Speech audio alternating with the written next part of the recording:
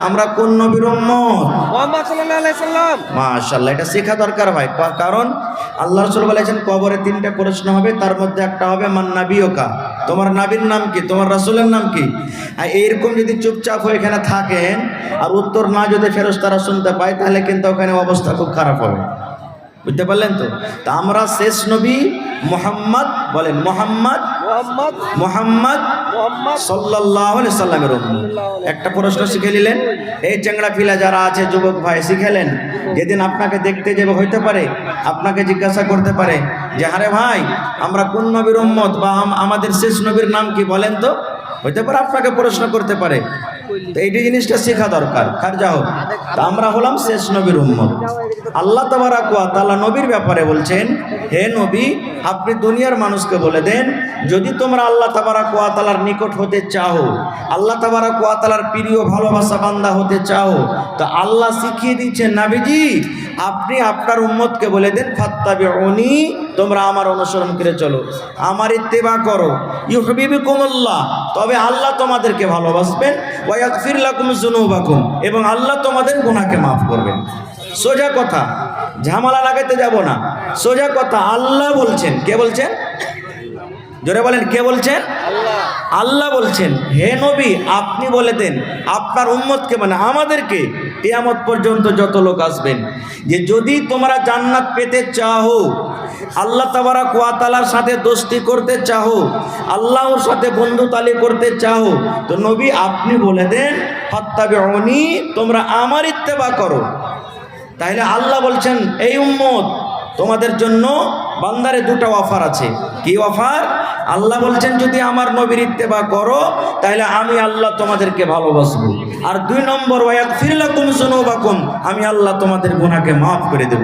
তবে আল্লাহ তাবারাক ওয়া তাআলা যাকে ভালোবাসবেন, আর আল্লাহ যে বান্দার ভালোবেসে গুনাহকে মাফ করবেন, সে লোকটা জান্নাতে যাবেন না জাহান্নামে? লোকটা কোথায় যাবেন বলেন? জান্নাতে যাবেন কি জাহান্নামে? লোকটা জান্নাতের ভিতরে যাবেন। ভাই আমার, তাহলে 1-2টা উদাহরণ দিব আপনাদের সামনে। আল্লাহ তাবারাক ওয়া তাআলা বলছেন যে নবীর ইত্তেবা করো। নবীর ইত্তেবা কিভাবে করবেন? নবীর অনুসরণ কিভাবে করবেন? আল্লাহর নবী যেইভাবে জীবন কাটতে বলেছেন, আল্লাহর নবী যেইভাবে চলতে বলেছেন, সেইভাবে যদি আমরা নিজের জীবনটাকে কাটাতে পারি, আল্লাহ তাবারাক ওয়া তাআলা যেইভাবে আমাদেরকে চলতে বলেছেন সেইভাবে যদি চলতে পারি, তবে আল্লাহ খুশি হবেন। যেমন একটা উদাহরণ দিয়ে দিই। আল্লাহর নবী সাল্লাল্লাহু আলাইহি সাল্লামের একজন স্ত্রীর নাম হলো রামলা। আল্লাহর নবীর একজন স্ত্রীর নাম হলো কি? রামলা রাদিয়াল্লাহু তাআলা আনহা, রামলা বিনতে আবু সুফিয়ান। আল্লাহর নবীর দরবারে, আল্লাহর নবীর বাড়িতে আবু সুফিয়ান নবীর কি এটা শ্বশুর, জামাইয়ের বাড়ি দেখা করতে গেছেন, নবীর সাথে দেখা করতে গেছেন। আমরা যেমন যাই না, জামাইয়ের বাড়ি ঘুরতে যাই, বেটির বাড়ি ঘুরতে যাই, যাই কি যাই না ভাই? হানা বলেন, যাই কি যাই না? আমি যতক্ষণ স্টেজে থাকবো আপনারাকে কথা বলতে হবে কিন্তু। আল্লাহর নবীর শ্বশুর আবু সুফিয়ান তখন মুসলমান হয়নি, মুশরিক হয়েছিল। নবীর বাড়িতে দেখা করার জন্য গেছেন, কোনো কাজে গেছেন, চলে গেলেন বাড়িতে যাওয়ার পর অনুমতি চাইলেন, বেটি রামলা বাড়িতে আছো? সুবহানাল্লাহ। বেটি বলছেন হ্যাঁ আব্বু আছি বাড়িতে। বাড়িতে ঢুকে গেলেন। বাড়িতে ঢোকা পর এইবারে আবু সুফিয়ান মুসলমান কিন্তু এখনো হয়নি, নবীজির বিছানা লাগা আছে। যেই বিছানাতে নবীজি আরাম করেন, যেই বিছানাতে নবীজি ঘুমান, সেই বিছানা কিন্তু রেডি হয়ে আছে। আবু সুফিয়ান এবারে ওই নবীজির বিছানাতে বসতে যাবেন। আবু সুফিয়ান নবীজির শ্বশুর বিছানায় বসতে যাবেন, আর চট করে তার বেটি মানে নবীজির স্ত্রী রামলা রাদিয়াল্লাহু তাআলা আনহা বিছানাটাকে জমা করে নিলেন।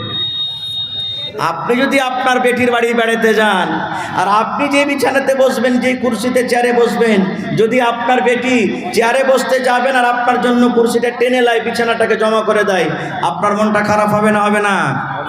মনটা খারাপ হবে না হবে না? খারাপ হবে।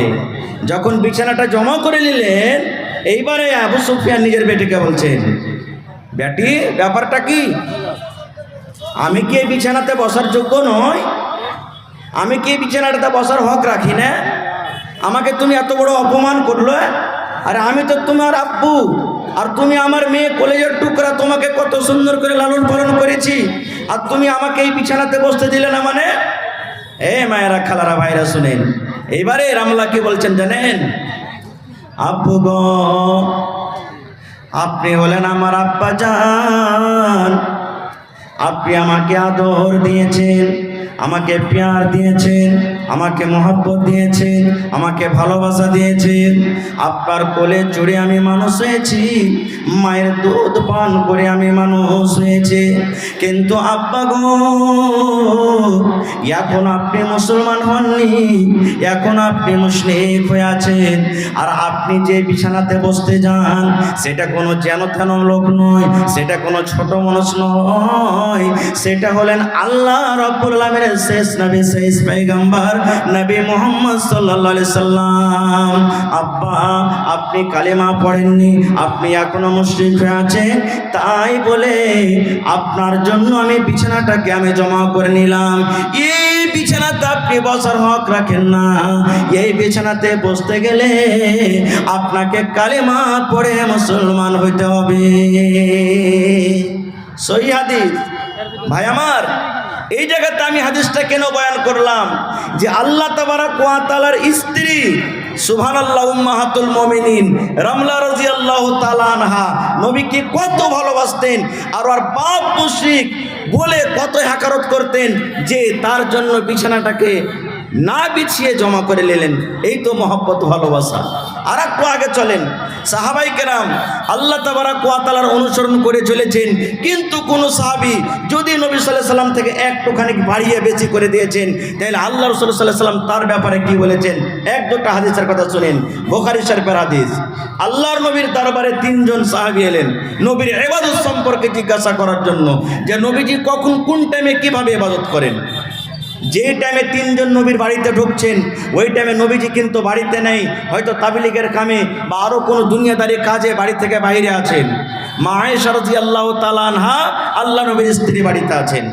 এইবারে তিনজন সাহাবী এসে বলছেন, আসসালামু আলাইকুম। ওয়া আলাইকুম আসসালাম ওয়া রাহমাতুল্লাহ। তিনজন সাহাবী বলছেন যে আল্লাহ রসুল বাড়িতে নেই। তো মা আয়েশা আল্লাহ নবীর স্ত্রী বলছেন যে না, নবীজি এখন এই টাইমে বাড়িতে নাই, কোথাও ঘুরতে গেছেন বা তাবলীগ দাওয়াতের কাজে চলে গেছেন। তো মা আয়েশা বলছেন যে কি ব্যাপার, কি কাজ আছে তোমাদের, বলো। তো তিনজন সাহাবী বলছেন যে একটু নবীর ইবাদত সম্পর্কে আমরা জানতে এসেছিলাম, যে নবীজি কোন টাইমে কোন সময়তে ইবাদত করছেন ওইভাবে আমরাও করব। তো মা আয়েশা রাদিয়াল্লাহু তাআলা আনহা আল্লাহর নবী যখন যে টাইমে যেভাবে ইবাদত করতেন এ টু জেড সব বলে দিলেন। তিনজন সাহাবী যখন নবীর ব্যাপারে শুনলেন যে নবী এই টাইমে নামাজ পড়েন, এই টাইমে রোজা রাখেন, এই টাইমে এই করেন, ওই টাইমে ওই করেন, ওই টাইমে এই করেন, তো ওই তিনজন সাহাবীকে শুনে খুব কম মনে হলো। আর তারা মা আয়েশার সামনে কি বলছেন জানেন? আল্লাহর নবী, আল্লাহ তাবারক ওয়া তাআলা আগে করো গুনাহ মাফ করে দিয়েছেন, পরে করো গুনাহ মাফ করে দিয়েছেন, নবী অল্প করতে গেলেও চলবে, আমরা গুনাহগার পাপী, আমাদেরকে বেশি না করলে কিন্তু হবে না। খুব তখন তিনজনে আপসের মধ্যে কথা বলছে। কি কথা জানেন? আর মা আয়েশা শুনছেন। তিনজনের মধ্যে একজন সাহাবী কসম খেয়ে বলছে, ও আমার ভাইরা শুনেন, তিনজনের মধ্যে একজন কসম খেয়ে বলছেন, আল্লাহর কসম করে বলি, আমি জীবনে কোনোদিন রাতের বেলাতে আমি ঘুমাবো না, রাতের বেলাতে সারা জীবন তাহাজ্জুদের নামাজ পড়ে পড়ে আমি নিজের জীবনটাকে কাটিয়ে দেব। একজন কসম খেয়ে নিলেন। আর একজন কসম খেয়ে বলছেন, আমি আল্লাহর কসম করে বলি ভাই রে, আমি জীবনে কোনোদিন রোজা ছাড়বো না, আমি 1 মাস রমজান মাসে রোজা রাখবো, 1 মাস রমজানের পর আরো যে 11 মাস মধ্যখানে আছে আমি নফল রোজা চালিয়ে যাব, নফল রোজা চালিয়ে যাব, জীবনে কোনোদিন আমি রোজা ছাড়বো না, আমি 12 মাস রোজা চালিয়ে যাব, রোজা চালিয়ে যাব। আর একজন বলছেন, আমি আল্লাহর কসম করে বলি, আমি জীবনে কোনোদিন বিয়ে করব না, আমি কোনোদিন কোনো মেয়েকে বিয়ে করব না, আমি কুঁয়ারা হয়ে নিজের জীবনটাকে কাটবো, কারণ যদি আমি বিয়ে করি আমার সংসার বেড়ে যাবে, আমার ছেলে হবে, আমার মেয়ে হবে, ওই ছেলের জন্য আমাকে খাটতে যেতে হবে, ওই মেয়ের জন্য আমাকে খাটতে যেতে হবে, আমি দুনিয়ার ঝামেলা আমি পড়তে চাই না, আমি জীবনে কোনোদিন বিয়ে করব না, জীবনে কোনোদিন বিয়ে করব না, আমি কুঁয়ারা হয়ে নিজের জীবনটাকে সারা জীবন আমি কাটিয়ে দেব। কয়জন কসম খাইলেন? একজন জীবনে কোনোদিন রোজা ছাড়বো না। একজন কসম খাইছেন জীবনে কোনোদিন রাতে ঘুমাবো না, সারা জীবন তাহাজ্জুদের নামাজ পড়বো। আর একজন কসম খেলেন কি, আমি কোনোদিন জীবনে বিয়ে করব না। খুব সুবহানাল্লাহ। এবার তিনজনে কথাবার্তা বলে হাঁটতে শুরু করেছেন বাড়ির দিকে। ইতিমধ্যে নবীজি বাড়িতে ঢুকছেন। বাড়িতে ঢোকার পর মায়েশা রাদিয়াল্লাহু তাআলা আনহা আল্লাহ রাসূলের স্ত্রী তখন বলছেন, নবীজি আর কি জানেন আপনি? তো রাসূল বলছেন কি হয়েছে? বলছে এই যে দেখেন তিনজন সাহাবী, ওরা এরকম কথা বলে গেল, তিনজনে তিন প্রকারের কথা বলে গেল, আপনার ইবাদত সম্পর্কে জানতে এসেছিল। আমি বললাম তো ওরা কি অল্প মনে হলো, কম মনে হলো, তাই বলে ওরা এরকম কসম খেয়ে গেল। এবার রাসূল তখন পিছনে গিয়ে বলছেন, এই আমার সাহাবীরা, এই শোনো, দাঁড়াও দাঁড়াও। এবার দাঁড়িয়ে গেলেন। রে আমার মায়েরা, খালারা, ভাইয়েরা, শুনে তাদের তিনজনের কথা শুনে আমার নবীর চোখ দুটা লাল হয়ে গেল, এমন ভাবে লাল হয়ে গেল বন্ধুরে, রাগে গোসাতে নবী আমার রেগে গেলেন। তারপরে রাসূল তিনজনকে বলছেন, রে আমার সাহাবীরা, তোমরা কে তিনজনে এরকম ভাবে কসম খেয়েছো যে জীবনে কোনোদিন রোজা ছাড়বো না, জীবনে কোনোদিন রাতের বেলাতে ঘুমাবো না, তাহাজ্জুদ নামাজ পড়ে আমরা রাত কাটাবো। আর একজনা কসম খেয়েছো জীবনে কোনোদিন বিয়ে করবো না, এরকম কথা নাকি তোমরা বলেছো। তিনজন সাহাবী বলছেন, ইয়া রাসূলুল্লাহ, ইয়া হাবিবাল্লাহ, আল্লাহর নবী গো, আমরা আপোসের মধ্যে আপনার ইবাদত সম্পর্কে জেনে আমরা ঠিকই তিনজন বলেছি।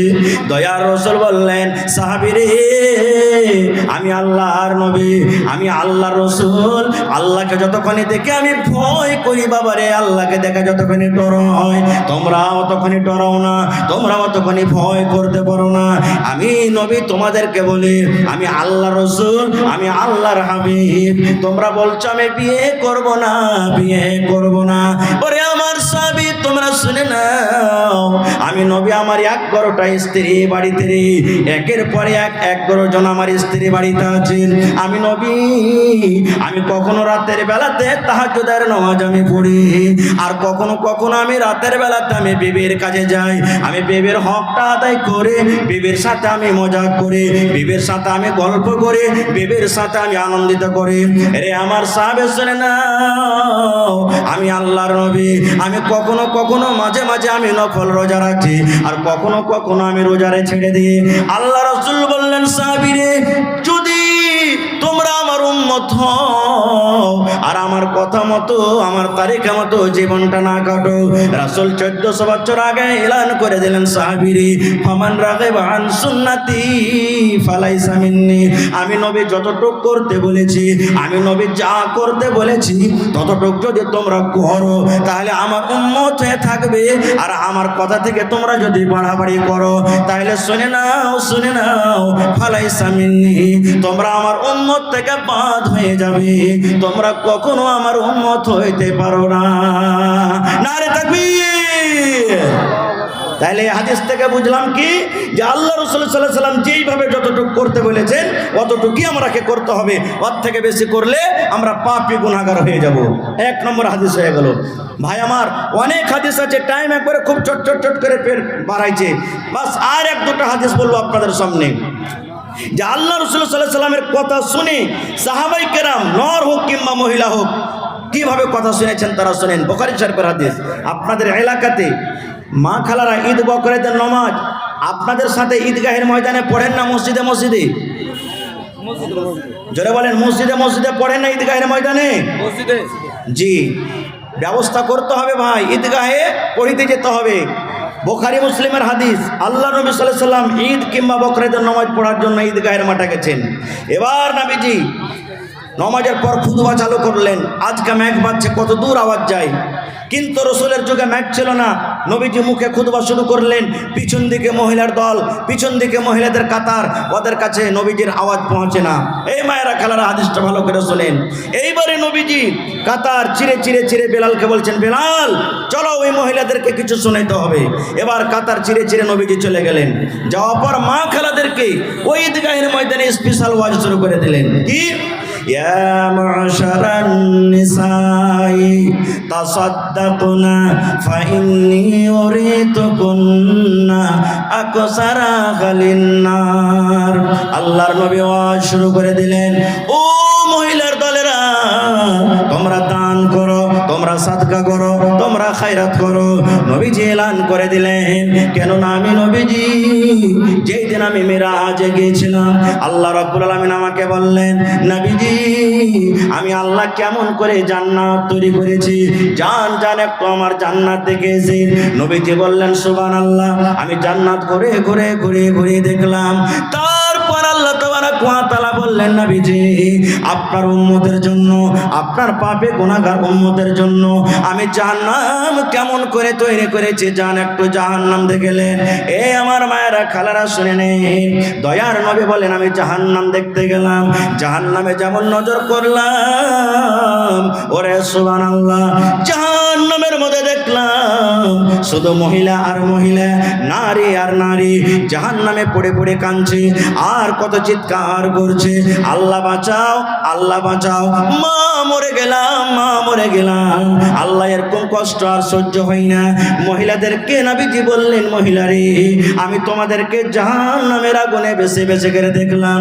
তাই রাসূল বললেন, তোমরা দান করো, তোমরা সাদকা করো, তোমরা খায়রাত করো। তোমরা যদি দান করো রে মহিলা, আল্লাহ তাবারক ওয়া তাআলা তোমাদেরকে জাহান্নামের আগুন থেকে বাঁচিয়ে নেবেন। ঈদগাহের ময়দানে ওয়াজ শুরু করলেন, মহিলা তোমরা দান করো, তোমাদেরকে জাহান্নামের আগুনে দেখলাম। এই ওয়াজটা শোনা পর ওয়াবে মা ইয়া রাসূলুল্লাহ, মহিলারা প্রশ্ন করে দিলেন, ইয়া রাসূলুল্লাহ, আল্লাহর নবী গো, আপনি বললেন মহিলা তোমরা দান করো, তোমরা সাদকা করো, কারণ তোমাদেরকে জাহান্নামের আগুনে আমি দেখলাম। আল্লাহ নবী গো একটু দয়া করে বলেন, মহিলারা কোন এমন পাপ করে, মহিলারা কোন এমন গুনাহ করে, মহিলা দ্বারাতে কোন এমন ভুল হয়ে যায় গো দয়ার নবী, সেই গুনার কারণে, পাপের কারণে রব্বুল আমিন জাহান্নামে তারাকে দিয়েছেন। সেই জাহান্নামের আগুনে পড়ে পড়ে কান্দে। নবী গো মহিলারা কোন এমন পাপ করে, গুনাহ করে? দয়ার রাসূল বলেন, মহিলা মাত্র তোমাদের দ্বারাতে দুটা করে গুনাহ হয়ে যায়, মাত্র তোমাদের দ্বারাতে দুটা করে ভুল হয়ে যায়। সেই দুটা গুনার কারণে আমি নবী দেখলাম তোমরা জাহান্নামের আগুনে পড়ে পড়ে কান্দো। এক নম্বর গুনাহ রাসূল বললেন, তকসুরুনাল্লাহ আনা, মা খালারা বেছে বেছে করে লানতান করে। আর দুই নম্বর গুনাহ রাসূল বললেন, ওয়া তাকফুরনাল আশীর, নিজের স্বামীর মালের নাশুকরি করে। লানতান কাকে বলে জানেন? লানতান বলে এই যে আমার কোনো মা, খালা, দাদি, নানি, সুবহানাল্লাহ, এই যে আজকে জালসা হয়েছে মনে করলেন, হঠাৎ যদি বৃষ্টি শুরু হয়ে যায়, কি বলবেন?